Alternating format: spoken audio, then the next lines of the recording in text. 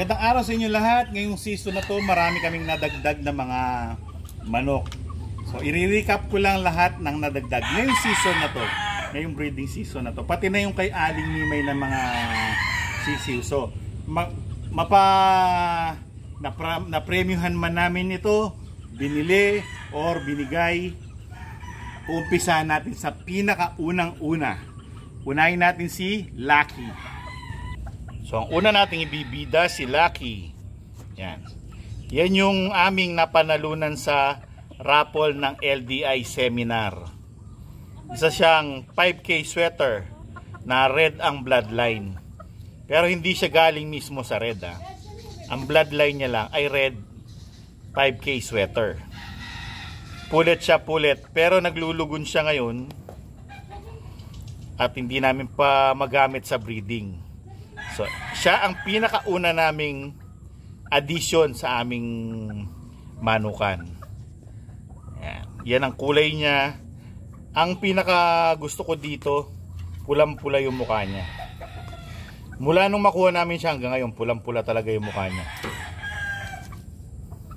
So, yan ang aming 5K sweater na pulet. Yan ang pinakauna naming addition. Next naman yung pair ng Butcher na Mount Banahaw line galing sa CGC GF. Butcher pair yan, meron siyang ka-pair na pulet. So yan ang itsura niya. Typical na Butcher talagang itsura. White streamer, lemon na hackle, medium station, tapos white legs. Ang mga paa niya parang nag-yellow pero halos white legs siya. So yan ang itsura ng aming stag. Brood stag ito, pure Mount Banahaw line na Butcher. So, next naman yung pulet naman na Butcher na Mount Banahaw line. Yan ang itsura niya. So, sexy to. Straight comb din siya. Yan. Kapartner siya nung stag pero hindi sila magkapatid. Yan yung pulet na pair nung Butcher na stag. Mount Banahaw line ng CGC GF. Ito yung aming broodcock from Nagnutap GF. Isang pure na AEJ Golden Boy sweater. Napakagwapo. Yan ang aming broodcock. Talagang yung kulay niya pongkan, orange. Medyo tuyot na yung balahibo kasi ito yung bull stag. So, pero pwede pang gamitin. Magagamit pa natin ngayong season na breeding season ngayon. Yan ang itsura ng aming broodcock. Bullstag ito, bullstag. Bali broodstag pa rin sa broodstag. So yan. Poging-pogi. Madako naman tayo sa aming Fiestag Howl. First day ito. Isang San Francisco GF ni Marlon Esculin. Regular gray cross ng yellow-legged hatch. So napakagandang gray na pulet. Malusog, malakas kumain. Yan. Sexy. Ito mabait tong gray na to. Mabait. So yan, sa side naman ganito itsura niya. Yan ang aming Fiestag na howl.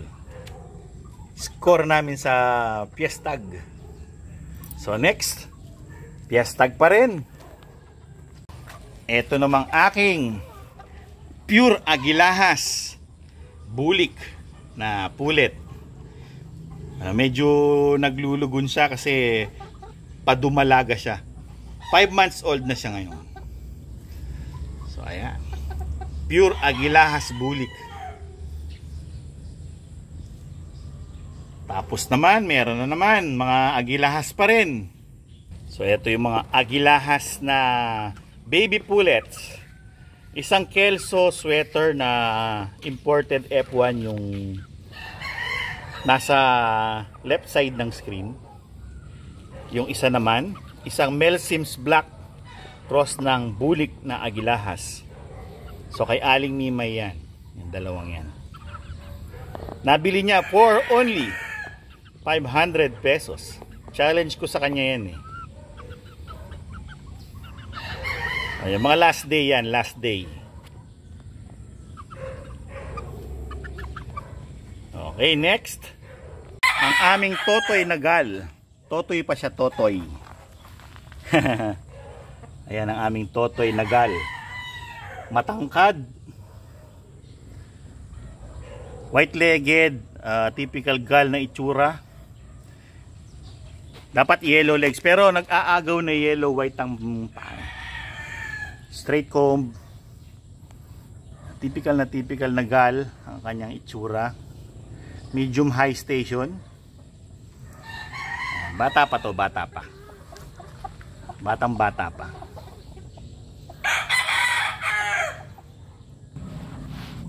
Next, yung kanyang partner na gal, pullet. Pure yan ha, yung gal na stag tsaka itong pullet na to parehong pure. Mount Banahaw line na gal. So eto sila, magkapatid sila. Yung stag tsaka to, itong gal na to. Magkapatid sila. Etong gal na to, sexy. Tignan nyo naman yung stance nya. Maganda yung itsura. Yan ang itsura ng gal namin na pair.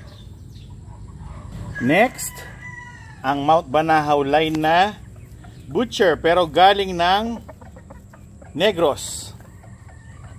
Ito maganda stance nito. Pero hindi siya katulad ng isang butcher na may white streamer, yellow legged. Ito more on parang mukha siyang gal. Yan. Yan ang itsura niya. So pares ito. Pure to na Mount Banahaw line butcher. Ito yung kanyang pullet.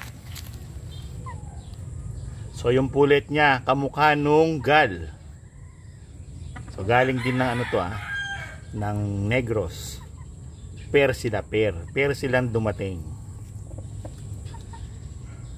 Yan ang aming another butcher line pair. Next naman, syempre 2 thumbs up ito. Yung LDT gray.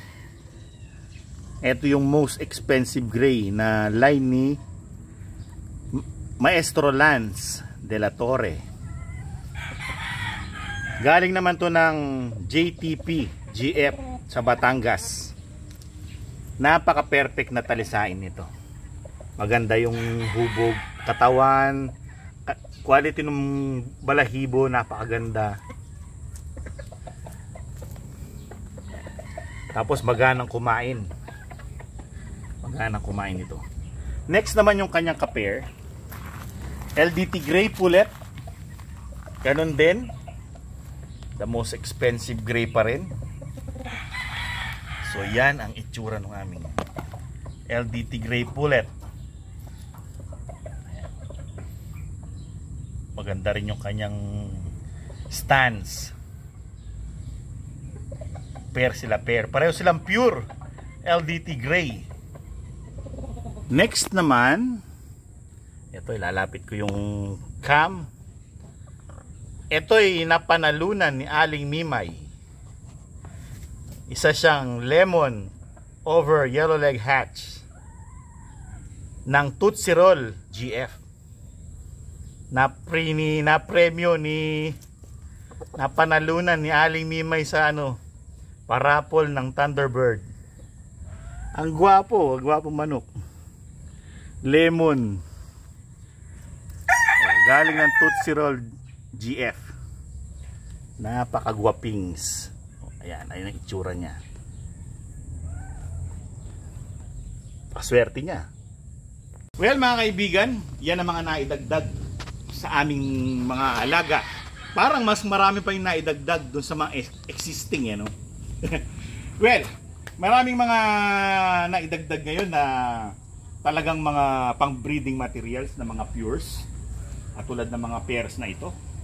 Tapos meron din namang mga napanalunan sa parapol. O, di ba? Napakaganda. Yung pinakauna at pinakahuli, mga napanalunan sa parapol ng LDI, yung si Lucky. Ako naman ang nanalo dun. Pero Ako bumunot. ginit ko na kay Aling Mima yun.